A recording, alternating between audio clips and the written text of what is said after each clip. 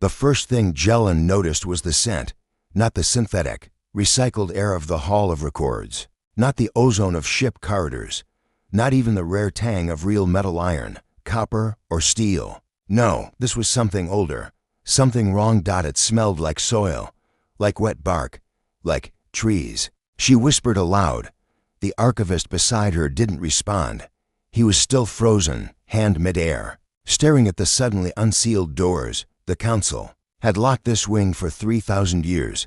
Jelen had expected dust, silence, maybe one of those robotic preservation drones twitching under decay, not a corridor of vines. The plants pushed outward now, curling like fingers into the air. The doors groaned open fully, revealing a path lined with glowing moss and leafy walls that pulsed faintly as if breathing. This shouldn't exist, she said, scanning her visor again. No organic systems registered, no light signatures. But it's here. Archivist Haro finally blinked. This is a preserved biome. Inside the Prime Council archive. That's not even illegal. That's treasonous. But Jelen wasn't listening anymore. She took one slow step into the path, and the door slammed shut behind her. The vines didn't attack. That was the first surprise. Every xenobotanical archive warned about containment failures, alien plants that fed on nervous systems or used pheromones to erase memory. But these vines were calm, almost familiar, as if they were waiting. The moss under her boots gave slightly, but it didn't collapse or crunch. Everything here was balanced, like the ecosystem had been pruned just so, down to every cell. She heard a song that not music, more like vibration, low, harmonic. Impossible to tell if it came from the ground or her own mind. Human frequencies. She realized that the kind no other species in the galaxy used. The kind that had been outlawed 3,000 years ago. Humanity had vanished from the Galactic Council. Not destroyed, not defeated. They had simply walked away. The record said it had been voluntary, that humans grew tired of the petty politics, the endless alien wars, and chose exile beyond map space. But Jelen never believed that. No one just leaves the galactic core, not without consequence, and certainly not when humans had nearly cracked the singularity code. The code that could control entropy. The code the council had deemed forbidden. Jelen moved deeper, her light flickering as shadows coalesced into shapes. A stone bench, a broken datapad, crusted over with vines, a carving on the wall worn, but readable. She froze. It was in English. The tongue of Earth. She hadn't seen a live sample of it since training. It was dangerous to know too much. Even a few human words could get you marked for cultural contamination. But this one was universal, remember, and beneath it, they made us forget. Suddenly, something moved. A figure stepped from the foliage, humanoid, tall, shrouded in thick gray wrappings that shimmered like dust. Jelen dropped to a defensive stance. Hand ready on her pulse baton. The figure raised a single hand palm. Out, not threatening. Then it spoke. You aren't supposed to be here. The voice wasn't processed. It wasn't filtered through galactic standard. It was raw, unmodulated. It was human. Jelen's breath caught. That's not possible. They said you'd come eventually, the figure said, approaching slowly, not you, specifically, but someone, curious, brave, dangerous. Jelen backed up a step. Who are you? I'm the Echo. They replied, and I remember. What the council erased. The Echo led her deeper into the garden.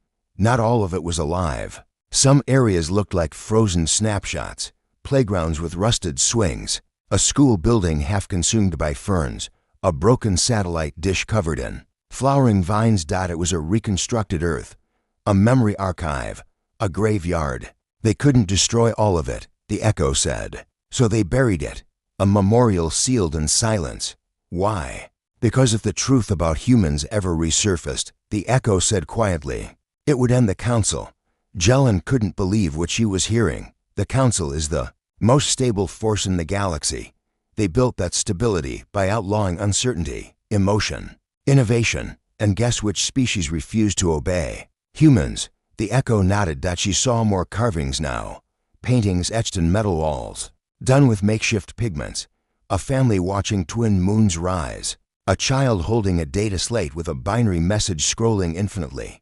A human hand reaching down into a well of stars. And the words beneath, "We left not to conquer, but to protect you from ourselves." That wasn't HFY, that was humility. Jelen frowned. This doesn't match the HFY doctrine at all. These people weren't obsessed with domination. They were scared of themselves. They were. The Echo agreed. They saw what they could become, and they chose exile over tyranny. Then why suppress it? Why hide this message? The Echo turned to her. Because it proves humans weren't gods or monsters. They were something the Council feared far more. What? Free. Jelen had seen revolutions start over less. Entire sectors had burned when lesser secrets slipped. But this wasn't just a scandal, it was origin-shattering. The idea that humans had sacrificed their place at the table not because of arrogance, but because of conscience, it shifted everything. She sat on the edge of the stone bench, the weight of the revelation pressing down on her chest. "I don't know what to do with this," she said. "Neither did they," the Echo murmured. "That's why they left guardians, like me, to wait, to watch, to whisper what?" The figure leaned close. That humanity wasn't special, but it was honest. And the galaxy couldn't survive too much honesty. Then the Echo stood. "You have a choice, Archivist Jelen. Leave and forget. Let the secret stay buried. Or take what you've seen and understand why the Council will never allow humanity to return." Jelen looked at the moss-covered structures, the memories encoded in scent and song, the echoing hum of a species that had chosen silence over supremacy. And she realized something terrifying. She missed them, even though she'd never known them. "I'm staying," she whispered. The garden pulsed. Lights flared, roots twisted, air shimmered with stored code. And from beneath the moss, the archive awoke. Not just with history, but with the voices of those who had once called this place home. The human voices the Council had tried to erase, and they were singing. The hangar doors groaned open, dust curling in the low lunar gravity like ancient breath exhaled from the past. Salith narrowed her for crystalline eyes and stepped forward, her boots sinking slightly into the powdery regolith as the hidden platform lit up underfoot. "You sure it's down here?" asked Dren, the young Falari researcher behind her. His fur bristled with anxious static. Salith didn't answer. Her translator implant clicked softly as it synchronized to the local AI system. Buried under centuries of dust, unauthorized access detected, provisional override initiated. The symbols beneath their feet shimmered, a mix of ancient Earth scripts and Council glyphs, a hybrid language, forgotten, forbidden, and yet the platform accepted them. "This place shouldn't exist," Dren whispered. "That's exactly why it does," Salith replied, her voice thin under her helmet. A low hum vibrated through the floor. Then, the descent began. Centuries ago, 17th Council Assembly. "Galactic Core, they cannot be allowed to remember what they built," rasped High Speaker Arum, a creature of tendrilled grace and ancient fears. The Terrans crossed every line, spatial, ethical, dimensional. Their ambition nearly cracked the lattice of known reality, but they were useful. Countered a soft, thrumming voice Yuva of the Feralex. "They built more in 3 centuries than we have in 3 millennia, and nearly ended all of us in the process," said Arum. "Do not mistake brilliance for stability. Their imagination breeds collapse." The assembly darkened. A sigil flared in midair coordinates. "Luna." A decision was made. Now, lunar subterranean. Facility E7. The lift opened into a vault unlike any Salith had seen. No blinking lights, no humming servers, just silence. The walls were smooth obsidian, absorbing light without reflection. But in the center, a cradle of light. A book. No, not a book, an interface carved to look like one. Metal, carbon weave, a mesh of synthetic neural nodes. Human craftsmanship, unmistakably crude yet cunning. "This must be it," Dren murmured, stepping forward. Salith held him back. "Wait." The moment her palm hovered over the interface, it activated. Lines of code raced across the air, some in languages even the Council's linguistic engines had marked as incomplete, others in raw mathematics that bent logic. And then, a voice. "You've found what we left behind. If you're not human, run." The energy pulsed outward like a heartbeat. Dren stumbled back, nose bleeding. Salith braced herself and stared at the projection forming. A map, a living map of the galaxy, not how it was now, but how it once was, dotted with relay stations, star forges, and invisible transit routes that had long since gone silent. Dot in the center, Earth, but around it, radiating outward, were kill orders, containment zones, and as information veils. They built this Dren's voice shook, and then they hid it from themselves, Salith said, or it was hidden from them. The AI spoke again. We disbanded our own fleets, locked away the machines that thought too far, buried our minds under engineered amnesia, because we saw the spiral ahead and feared it. A pause. But if you are hearing this, then someone wanted us erased completely. And that was never part of the plan. Back on the Council's relay moon, alarms rang. She's activated the Luna Archive, barked Overseer Jackson, his voice a digital snarl. Get a squad to intercept. Terminate if retrieval fails. In the viewing chamber, a group of elder counselors watched the feed in silence. They weren't supposed to find it. One muttered, "She isn't the first," said another. "But she might be the last," whispered the oldest among them. "And we are running out of ways to hide the truth." 50 years ago, Proxima Relay Disputia lone human ship the Vagabond Light had breached an ancient council perimeter. The humans on board had found relics they couldn't explain, tech that repaired itself, data streams that spoke in dreams. The council had moved quickly. Plasma storms, faked accidents, ray routing probes. The humans didn't remember. Not really. But one of them had drawn symbols on a wall in an outpost before dying. Those symbols now pulsed from the Luna interface, matching perfectly. "We've been erasing them for too long," Salith said, finally stepping closer to the book interface. "And no one ever asked why." "You think they made all this and forgot it on purpose?" "I think we made sure they did." She tapped the interface. Lines of memory filled the air. Conversations, fragments of human journals, footage of the last coordinated fleet upload. Her translator implant lagged behind, trying to process the layered meaning. Dren stared, horrified. "This isn't just tech, it's consciousness. This archive is alive." The lights above dimmed. The interface projected a shape, a woman in armor, gaunt-eyed and burning with intellect. "A digital ghost. My name was Emily Reeves," she said. "I was part of the last Remembrance Circle. We engineered the fall." "Why?" Salith whispered. "Because we saw what we would become if we didn't." Meanwhile, Council Core World Emergency Session was called. 1,000 systems lit up with encrypted pulses. The oldest council members met in private. The Luna Vault was supposed to remain dormant. She found the seed. What if she shares it? Then the myth ends, and the fire returns. A pause. Prepare. The silencing fleets. Back in the vault, projection of Emily Reeves flickered. "If you're listening, then they failed to erase everything. That means you have a choice. Bury it again, or wake us up. But beware," she added. "Gaze sharp even through time. The council will come. They always do." Salith turned to Dren. "We need to get this back to the outer recorders. They'll silence us only if we whisper." She reached out and closed the interface. The cradle dimmed, but the map etched itself into her neural implant. No one would believe her. Not yet. But the truth was a fire, and even in a vacuum, fire could spread. The scar left by a whisper location. A derelict research satellite orbiting a rogue Moontolan. Hadn't spoken in 2 days. That didn't stop Ari from talking, you know. "You don't have to believe in humanity's myths to mourn them," she said, brushing silvery ash from a cracked terminal. "Just like you don't need fire to fear the smoke." The silence that followed wasn't awkward, it was a habit. The satellite groaned under every rotation, as if it resented having the living things inside it again. Technically, they weren't supposed to be here, but Ari never did ask for permission when the truth lay buried beneath protocol. Tolan finally glanced up from the data sphere he'd been cradling. "You've seen it then." His voice cracked like ice under pressure. "The memory fragment." Ari nodded. "I didn't want to, but yes." He didn't have to ask what she saw.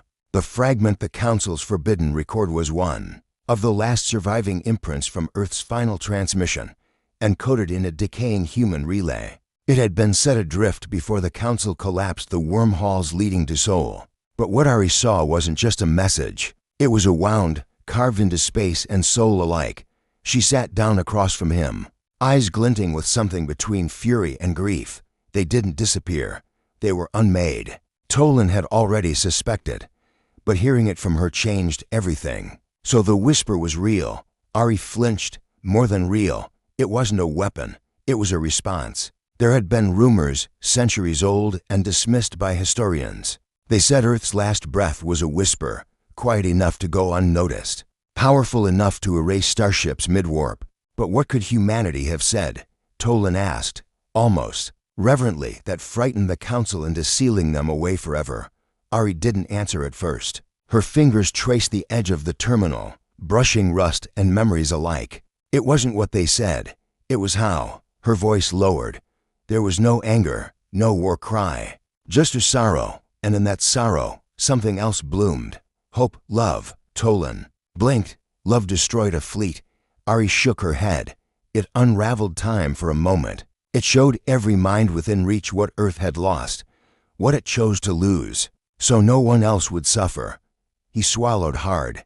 They sacrificed themselves to spare others. She leaned in, eyes fierce, and that's why the Council feared them, not because they were monsters, but because they were more gentle than anyone believed possible. The HFY myth, that was the Council's lie, a fiction built to make sure no species ever looked back. Tolan stood up, pacing as the satellite creaked beneath him. But why go so far as to suppress it? Collapse the gates, hunt down the memory? Ari held up the data sphere, because in the wrong hands, even love becomes a weapon. Silence hung between them again this time, a sacred one, the kind shared by those standing at the edge of history. Then a light flickered in the far corner. It was the emergency beacon. Someone had found them. Elsewhere, aboard the interceptor vessel Ardens. Lance, we've traced the pulse, the technician reported. The data signature matches the lost Earth transmission. Sector 951A, rogue moon orbit. The figure standing at the viewport nodded, tall, draped in indigo. Their face was masked, a symbol of impartiality. They were a keeper of silence, one of the Council's last enforcers. Deploy recon drones. Passive only. I want eyes, not noise. The technician hesitated. And if it's the humans again? The keeper turned, voice void of doubt. Then we burned the whisper from the void once more. Back on the satellite island, and Ari watched the blinking beacon, silent as snowfall. The signal was encoded Council military. Ari's jaw tensed. We have 20 minutes, maybe less. Tolan turned toward the core hatch. Then we take it. The core, it holds the full imprint. Not just the message, but the echo, the part that affected minds across light years. If we bring that to the fringe colonies, they'll think we're trying to resurrect Earth's legacy. We're not, he said gently. We're trying to heal its scar. Ari exhaled, shoulders stiff. If we take the core, they'll send more than drones next time. He offered his hand. Then we run together. She hesitated, eyes flicking between his hand and the hatch. You think love is enough to outrun a Council execution order? I don't know, he said. But I know we've tried everything else. Her hand met his, fingers trembling. Then we'll whisper back. 10 minutes later, Earth core was heavier than expected, denser, alive in some strange way. Ari loaded it into a grav sling while Tolan disabled the beacon. Already, distant hums signaled the approach of drones. As the satellite's bulkhead opened, exposing them to the stars, Ari whispered a curse. 6 silver drones hovered beyond the threshold, forming a perimeter, no weapons drawn yet. They're giving us a chance, Tolan said. Ari snorted. No, they're waiting to see if we'll whisper again. She pressed a switch on her wrist module, activating a comm link. To the Council ship watching us, she said clearly, we have no interest in war, but we will not let your lies stand. The humans you feared were never conquerors. They were mourners, and their grief was pure. There was no answer, only silence. And then, from the drone formation, one peeled away, then another and another, until only one remained. Tolan whispered, they're listening. No, Ari said. They're remembering. On board the last drone within the drone's AI core, a memory surfaced. Not one it was programmed with, one it had inherited. A field of green, a song in a language never spoken. A child reaching out to an alien, offering food with both hands. The drone did not fire. It turned and drifted away. Later, on a hidden Moontolan, an Ari touched down in an old human outpost long abandoned, but still breathing with quiet power. As they activated the data core and uploaded the Earth imprint, something strange happened. Across forgotten networks, dormant satellites, derelict ships, sealed bunkers, music began to play. The whisper had returned, not as a weapon, but as a remembrance. Ari leaned her head against Tolan's shoulder. Do you think they'll come for us? Yes, he said softly, but maybe not to kill us. She smiled, eyes wet with something like hope. Then let them hear us whisper. The bridge of the vessel hummed with the low resonance of void space travel. Somewhere beneath those layered tones, hidden in the old circuitry, the ship sighed like a creature asleep. Mirelle adjusted the neural interface on her temple, blinking out a message from the galactic archive. Another denial, another redacted file. She'd spent cycles trying to understand why her people humans were listed not only as contained, but as culturally hazardous. She never expected her answers to come from the girl who drifted into her orbit literally. Her name was Della, and the moment Mirelle pulled her from the debris field near Station Thaler, she knew the girl wasn't like the other galactics. Her skin shimmered faintly beneath light, like an old Earth child's, toy opalescent and fragile, but her eyes were undeniably human, and that terrified Mirelle more than any file she'd hacked. Della lay on the infirmary bed, her breathing slow but even.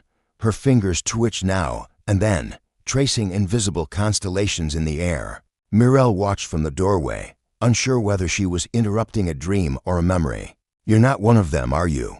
Della's voice came suddenly, quiet and sharp. Her eyes were open, alert, focused. Mirelle stepped closer.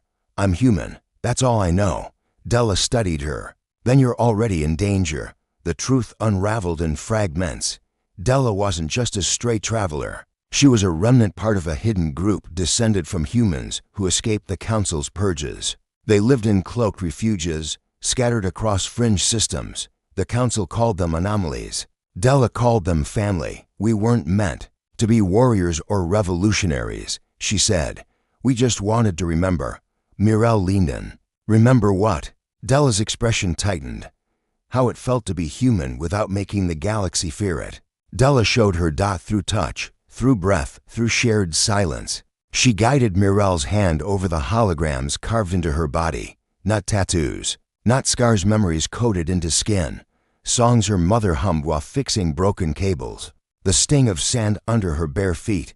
A language only spoken between children in hiding. Each pattern pulsed with a warmth that made Mirelle ache. Not because of the pain, because of how beautiful it was. You didn't lose Earth, Mirelle whispered. You carried it with you. Della nodded. And the Council hated us for it. In secret, the two drifted farther from regulated space.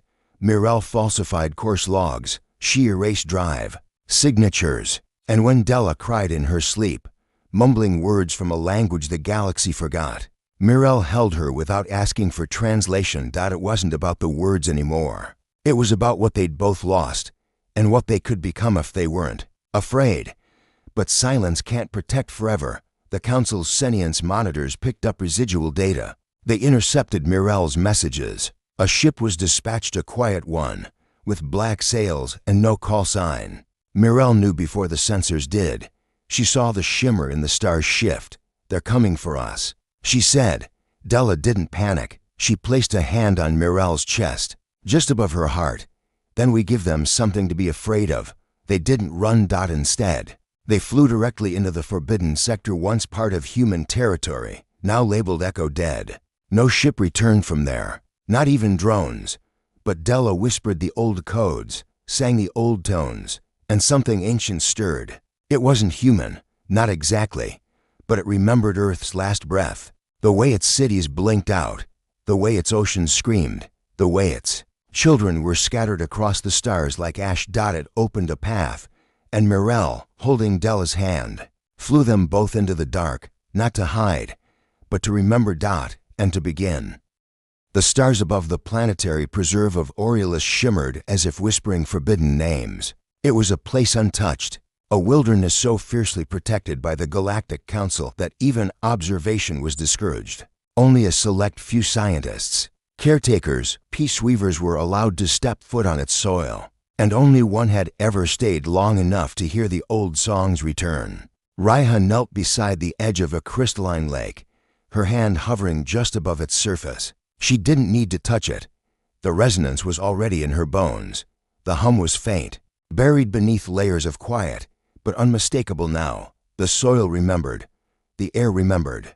Even the water remembered. It remembered them, still listening. To the whispers came a voice behind her, low, cautious, but warm with familiarity. She didn't turn. They're louder today, Kale. The trees are singing again. He approached, crunching softly over blue moss. You know what they'll say when they hear this? They'll claim it's residual harmonic data, environmental reverb, anything. But what it truly is, and what is it truly? She asked, finally looking over her shoulder. Kel's eyes weren't like those of others in the Council's ecological wing. They weren't full of dispassion or calculation. They carried grief. They carried guilt. He exhaled. Human echoes. Raiha nodded. This planet was seeded once. Before the Great Silence. They both knew the stories half-banned, heavily redacted, deeply buried in Council archives.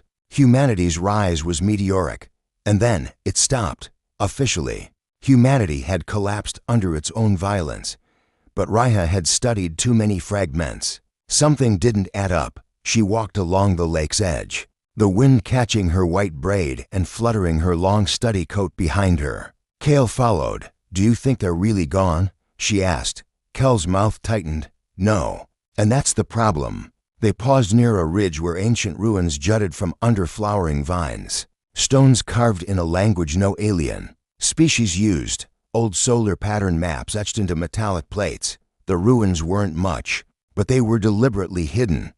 Raiha crouched, brushing away moss. This was never an ecosystem cleanse. This was a burial, a very careful one. Kale agreed. But why? Why erase them so thoroughly? Raiha hesitated. Because they refused the role the Council gave them. He arched a brow. You think the Council offered them a seat? No.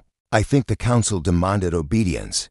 And humanity laughed. That night, they made camp beneath the starlit canopy. Kale had grown quiet again, stirring the nutrient pack with a metal rod. Raiha leaned back against a curved root, staring up. Do you know why I joined the Preservation Corps? To annoy your mother? He guessed, smiling. She rolled her eyes. Partially, but mostly, because I read one of their poems once. Just a fragment. It was so furious. Not angry, just alive. It didn't beg for understanding or peace. It roared for the stars.